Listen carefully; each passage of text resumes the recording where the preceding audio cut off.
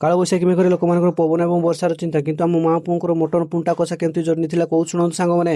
ଆଜି ସକାଳୁ ସକାଳୁ ଆମ ଗାଁରେ ବୁଲି ବୁଲି ଜଣେ ଭାଇ ସଜନା ଛୁଇଁ ବିକ୍ରି କରୁଥିଲେ, ତ ମୁଁ ଦେଖିକି ଚାଲି ଆସିଲି ନେବା ପାଇଁ, କାହିଁକିନା ମୋତେ ସୁଜନା ଛୁଇଁ ଭଲ ଲାଗେ। ତ ମୁଁ 20 ଟଙ୍କାରେ ତାଙ୍କ ପାଖରୁ 4 ବିଡିଆ ସୁଜନା ଛୁଇଁ ନେଇଗଲି। ତାପରେ ଚାଲି ଆସିଲି ପଦାକୁ, କାହିଁକିନା ସାଙ୍ଗ ଆଜି ରବିବାର ହବ, ପୁଣି କ୍ରିକେଟ ଖେଳ ହବନି ଆଉ ମୁଁ ସେଠି ନଥିବି, ଏମିତି କେବେ ସମ୍ଭବପର ନୁହେଁ। ମୁଁ ଚାଲି ଆସିଲି କ୍ରିକେଟ ଖେଳ ଦେଖିବା ପାଇଁ।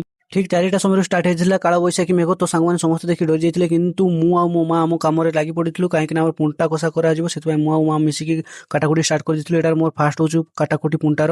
ତ ସାଙ୍ଗମାନେ ଆପଣମାନେ କରିଛନ୍ତି ନିହାତି କହିକି ଯିବେ। ତାପରେ ମୋ ଭଉଣୀ ମୋତେ କହିଲା ଗୋଟେ ଛତା ଅର୍ଡର କରିଦେବା ପାଇଁ, ତ ତା ପାଇଁ ମୁଁ ଗୋଟେ ଫ୍ଲିପକାର୍ଟରେ ଛତା ଅର୍ଡର କରିଦେଲି। କରିସାରିକି ମୁଁ ଚାଲି ଆସିଲି ଘରକୁ। ତ ମା ଦେଖିଲାକୁ କାର୍ଯ୍ୟକ୍ରମ ଷ୍ଟାର୍ଟ କରିଦେଇଛନ୍ତି। ତାପରେ ମୁଁ ମାଆଙ୍କୁ ବସି ସାହାଯ୍ୟ କରୁଥିଲି, କାହିଁକିନା ଏକଲା ସେ ରୋଷେଇ ଘରଟା ବାହାର ନା, ସେଥିପାଇଁ ସେ ଏକଲା ରୋଷେଇ କରୁଛନ୍ତି, ତ ତାଙ୍କୁ ଡର ବି ଲାଗୁଥିବ। ସେଥିପାଇଁ ଆସିକି ତାଙ୍କ ସହିତ ଟିକେ କିଛି କାମ କରିଦେଲି। ତାପରେ ପ୍ରଥମେ ସେ ଆଳୁ ପକେଇଦେଲେ, ଆଳୁ ପକେଇ ସାରିଲା ପରେ କଷି ଦେଇକି ମାନେ ପୁଣ୍ଟା ଥିଲା ତାକୁ ମଧ୍ୟ ପକେଇ ଦେଇକି କଷାକଷି କରିଦେଲେ ସାଙ୍ଗମାନେ। ପୁଣ୍ଟା କଷା ସରିଗଲା, ତାପରେ ମୁଁ ଖାଇବା ପାଇଁ ଚାଲି ଆସିଲି। ସାଙ୍ଗମାନେ ମୁଁ ଆଉ କିଛି ବେଶୀ କହିବିନି, ତ ମୋତେ ଦେଖିକି ବହୁତ ଲୋଭ ଲାଗିଲା, ମୁଁ ଖାଇବା ପାଇଁ ଚାଲି ଆସିଲି। ତ ସାଙ୍ଗମାନେ ଆପଣ ଲାଇକ୍ ଆଣ୍ଡ ସବସ୍କ୍ରାଇବ କରିଦେବେ। ଟାଟା।